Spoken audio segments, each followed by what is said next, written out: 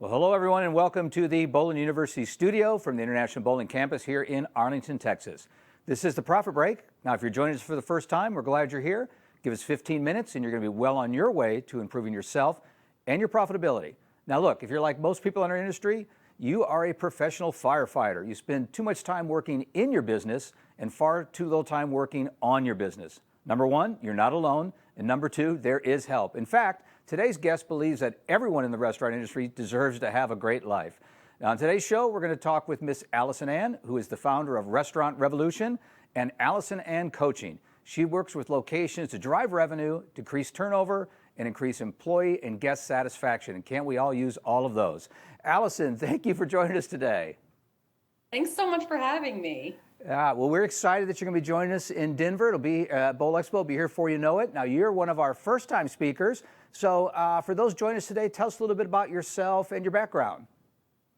I'd love to. So I am primarily, my space in hospitality is in bars and restaurants. So I'm going to be talking a lot about the food service side of things when you have a bowling alley. And I like to say that I kind of have a stereotypical start for the hospitality industry. I decided when I was a little kid that I thought being an actor sounded like a great job. I really wanted to do that when I grew up. And if there was one thing that movies and TV taught me, it was that actors have jobs waiting tables. That's kind of how they made money in a flexible way. And so when I was 17, I got my first job as a busser and a hostess at a little family-owned restaurant near my house. And over the next 20 years, my restaurant and bar career thrived and my acting career not so much. So I kept getting promoted and having these really excellent experiences within hospitality. And eventually I just decided, okay, I think this is where my life is leading me. And then in the process of kind of becoming parts of management teams, I was really able to find out what was going on for some of my employees and some of my colleagues. And I realized that I was like, oh, hey, like as fun as this industry is, like there are a lot of things in people's lives that aren't working. And so I decided to see if there was something that I could do to help with that. Excellent. Well, you're going to fit right in with our group when you join us. Now, I know that you started out your career primarily working with hourly team members, and then now you do a lot of work in the management space. Tell us a little bit about that transition and why you made that leap. Yeah. So I did.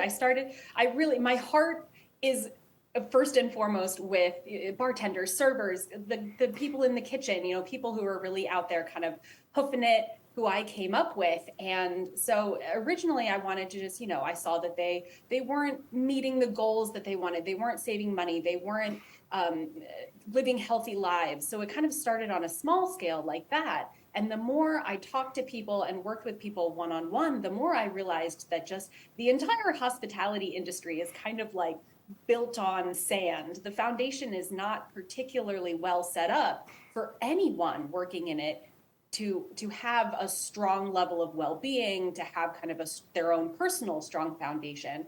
And I realized that working with management teams, working with the upper levels of the business in order to kind of change how things are run, not only improves things for hourly employees, but it also improves the bottom line. It improves the leadership abilities. So the entire business gets to grow while people are being taken care of. Awesome. So before we jump in a little bit with kind of what your little teaser, what you're going to share with us and while you're with us in Denver, I want to start with the title, right? Because you're Restaurant 201, Restaurant Management 201. Why 201?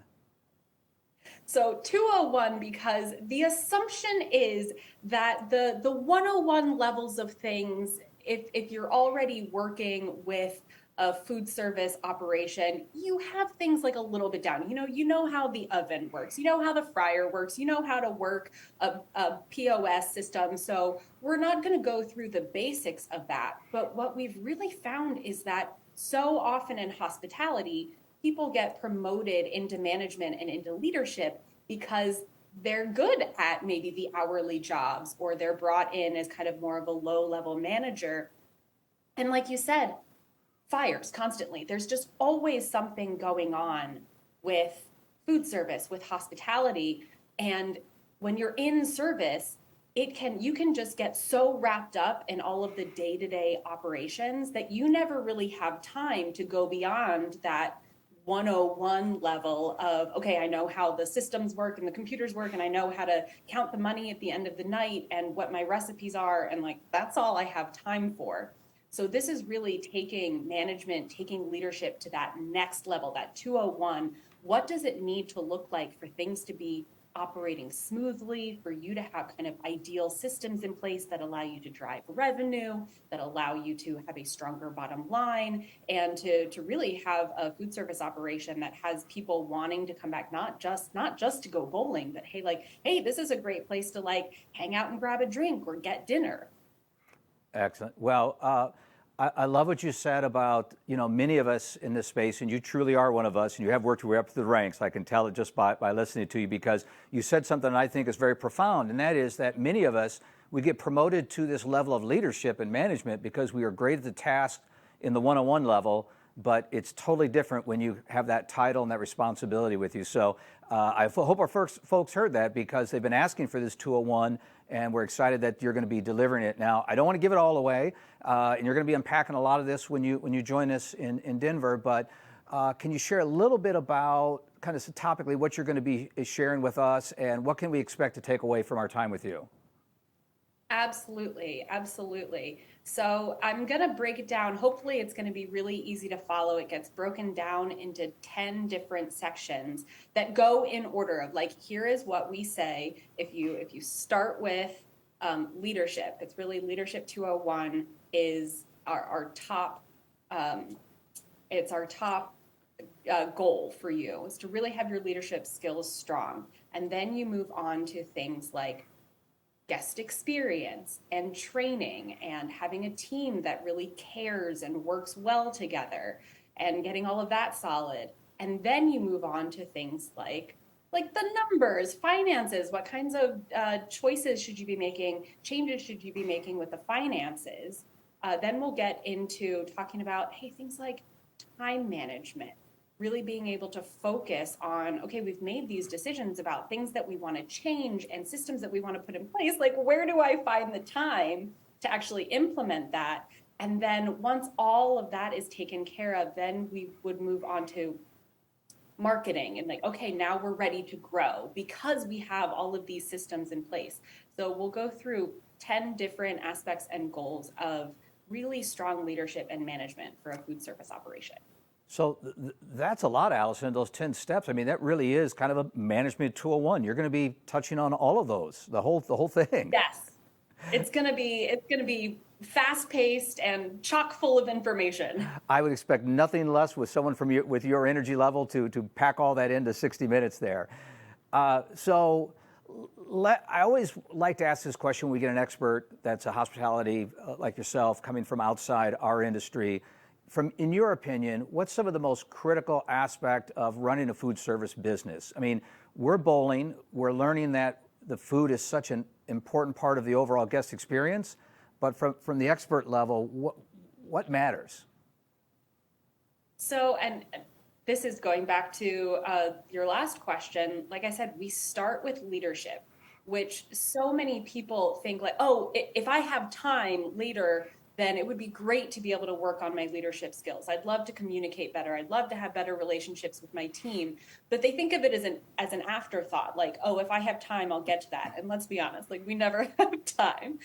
And really, I say, my colleagues who are in this work with me, we say that's step 0, because every aspect of the operations of a business run more easily, they run more smoothly. You're able to implement more successful operation systems and practices when your leadership skills are strong, when your when your team trusts you, when they've got your back, you've got their back, and everyone is working as a cohesive unit, which you have so much trouble putting together if you haven't worked on those leadership skills first. Yeah, you mentioned a little bit about time and time management, and I know that works into the whole management part of it. But you mentioned a couple of times, there's just not enough hours in the day, and especially in our hospitality business, the to-do list never ever ends. Any tips you can share with folks today joining us? how can we get this done in the day and in this new management paradigm? How do we layer this in and even get this stuff done? Yeah, oh my gosh. I give an entire talk just on this topic because it is so important. So the first thing that I'd say is we have to be willing to delegate. And I know that in hospitality, sometimes that can be so hard because there is so much to do. We feel like we don't have time to make requests to people or to train people in new things, or, it's just not getting done the way that I see it in my head. And yet, like you said, like the to-do list is never ending. You really do have to figure out a way to offload things from your plate so that you're focusing on only the things that are most important for the high-level leaders to be doing, and everything else in day-to-day operations should really be handled by your team. So being able to delegate successfully, and then also really just being able to choose the one next most important thing that you're working on, create time to focus on that, set aside support structures to make sure that that time is not interrupted and that you're able to just see something through from beginning to end before getting distracted by the 8 other things that you need to do or the things that are popping up into your space that you didn't expect. Yeah. So it's okay to delegate and it's okay to let it go. It'll all work out. Yes, it will. Good. Well, before we let you go today, let's sneak in one more. And I find this fascinating about you as we've researched and we've got to know a little bit about you, that there are a lot of food hospitality experts, right? A lot of folks that do what you do. But one of the things I find unique about yourself is you speak a lot about you can have a life in this space. You can't, mental well-being. And talk a little bit about why is that so important to you that versus some of the others that maybe are just teaching you how to get it done better? Yeah. Oh, thank you for asking that because it is so huge to me. For me, first of all, it's all tied together. If you are having a tough time inside of the workspace, you're probably having a tough time outside of your workspace too, because as much as we like to think so, we don't have like a work brain and a personal life brain. We just have one brain. We kind of operate in the same way in all spaces across our lives. And what's the point of having a beautifully running, successful business if it's not helping us to have the experience of our entire life that we want to be having? So yes, please take care of your well-being first. Be having a life outside of work that is supported by work so that you aren't, spending every moment of your day at the job. Like your job really can be something that helps you to thrive and have the life that you want in total, rather than it just being, once I get out of work, I get to like fall on the couch for 3 hours and take a nap and then I'm back at it.